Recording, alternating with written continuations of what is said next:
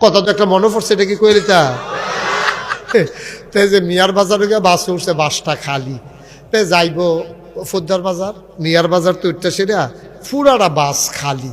তা আমরা দেশের মানুষের খাচ্ছত খারাপ, যখন বেশি ভাইয়ালায় তখন তো সহ্য করতে পারে না।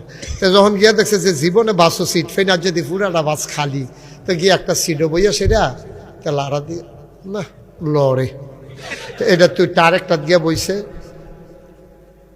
না সিফা ফাও ফুরা জাগা হয় না, এর হবে একটা লড়ে একটা সিফা আর একটা জানালার গ্লাস ভাঙ্গা।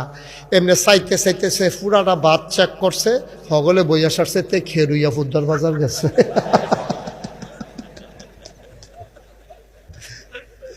তো জাগা থিতাইতে থিতাইতে ওই হ্যাঁ ম্যাডাম গেল যে কতক্ষণ বইয়ালাও না, বইয়াল বইয়াল এই সাদা জ্যাকেট বস, আরে ওই দেখালাম মার হাবা কন, জোরে কন আরো জোরে।